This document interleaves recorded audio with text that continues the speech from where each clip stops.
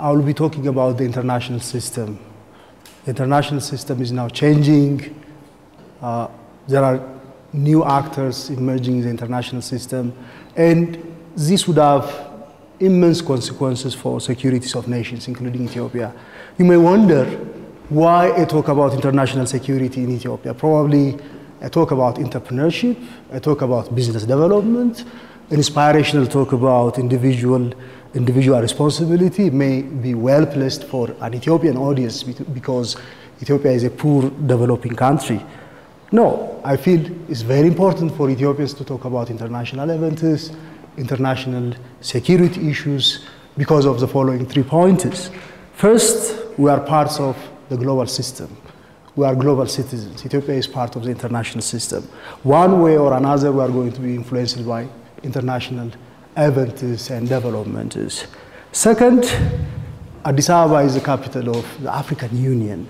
A lot of political activities, international political activities go on here in Addis Ababa. For instance, a few months back, there was this long-running, protracted negotiation to bring peace to South Sudan, but there is little engagement from the part of Addis Ababans or Ethiopians to engage themselves in international activities.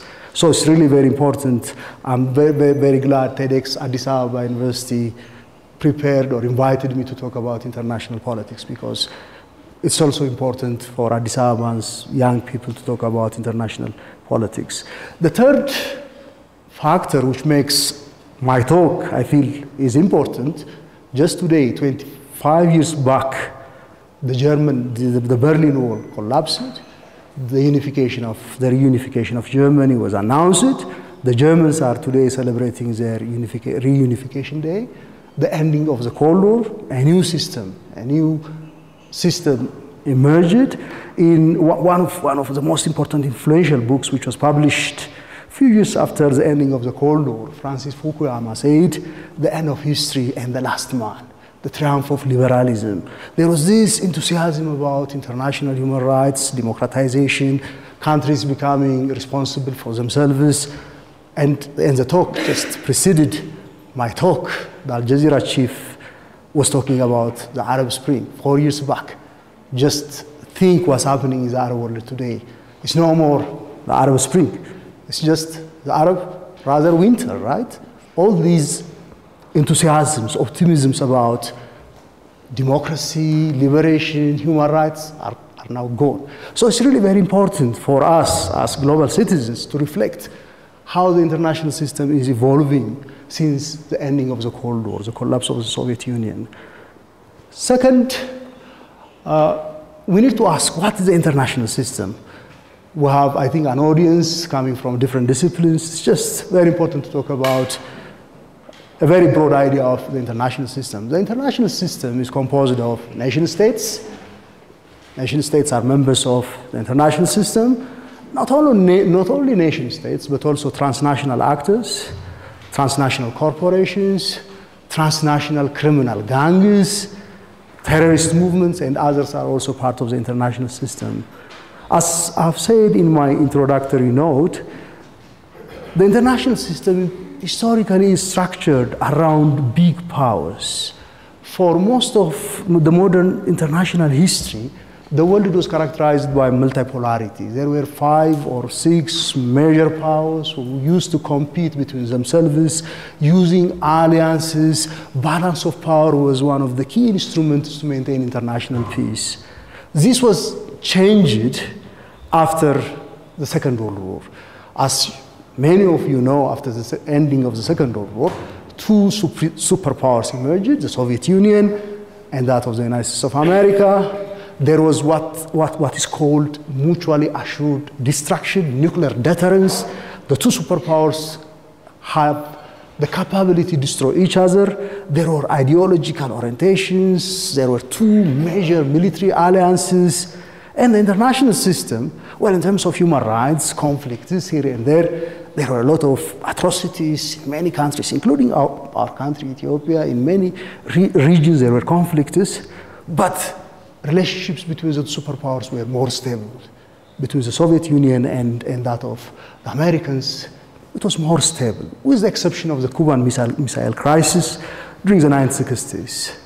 But after the ending of the Cold War, there was this triumphalist feeling within the US, and there was a unipolar moment which really stayed for a very limited period of time. The Americans, the Western camp, brought their ideology, tried to impose their ideology throughout the world. They also reformed the global trading systems. There was establishment of the World Trade Organization. There was this sense of optimism about a future international system in which human rights are protected, democracy established throughout the world, like the idea of Fukuyama was the end of history. What he was saying was the evolution of politics has ceased. Now we have a liberal democratic format, which is superior form of organization, political organization, which is going to be expanded throughout the world. Now come the 21st century. Is that true? In the 21st century, we do have a multipolar international system.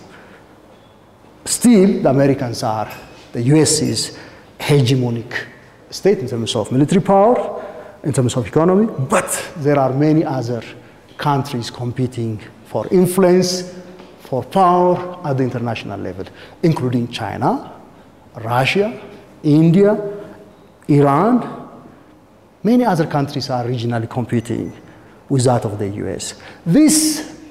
The emergence of a multipolar international system has its own security challenges. It has its own challenges, its own opportunities.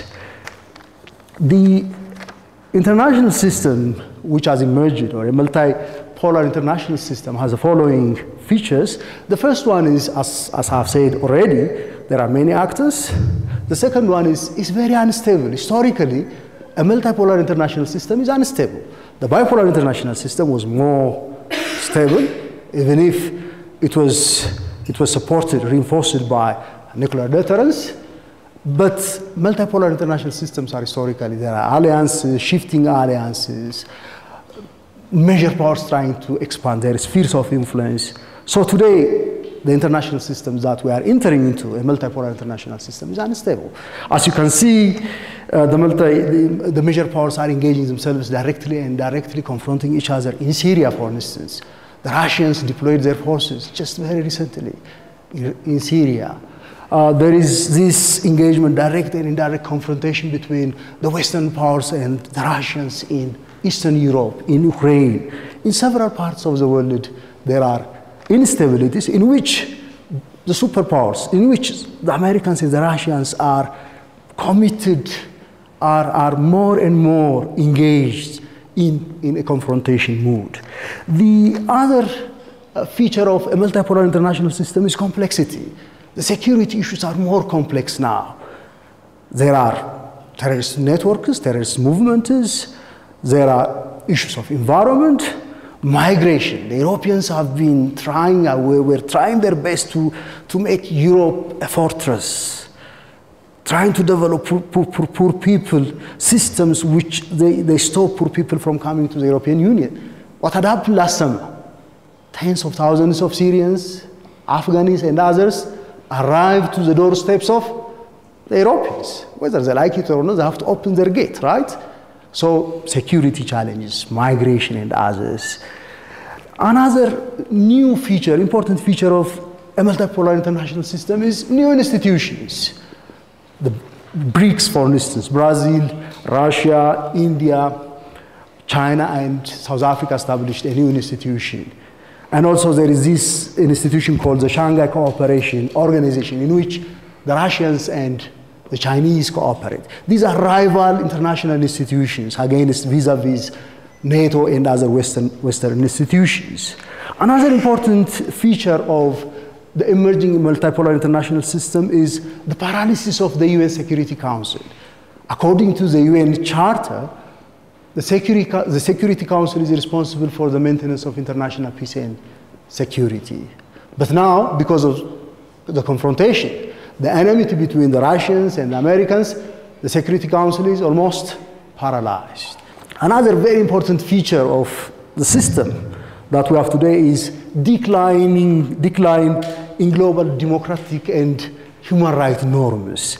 If you remember, at the end of the Cold War, there was this pronouncement by Western powers, developing countries: if you want to get our assistance, our aid, you need to follow democratic norms. You need to change your constitutions. You have to establish democratic institutions. But today, there is not that much enthusiasm from the part of the Western powers to praise countries regarding their human rights records. Very fascinating revelation the last few days, if you follow international media.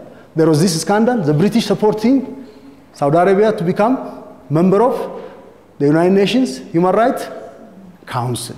Imagine the Saudis, a very controversial country regarding, very controversial reputation regarding human rights, becoming member of the UN panel on human rights with the support of the Western powers. So there is much emphasis about geopolitics, there is much emphasis about security, issues about human rights, democracy are being sidelined. These are some of the major features of the international systems that we have today.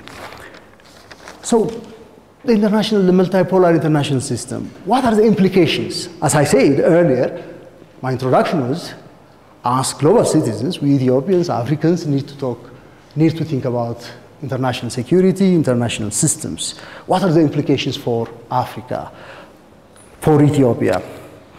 One important implication for Ethiopia is there is more latitude of choice.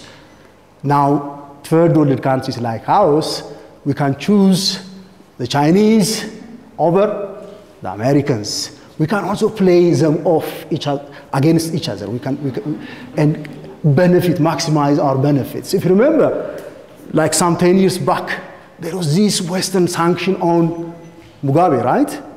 Like the Western media and Western powers were expecting the Mugabe regime was going to fail in a matter of months. But still, Mugabe is holding.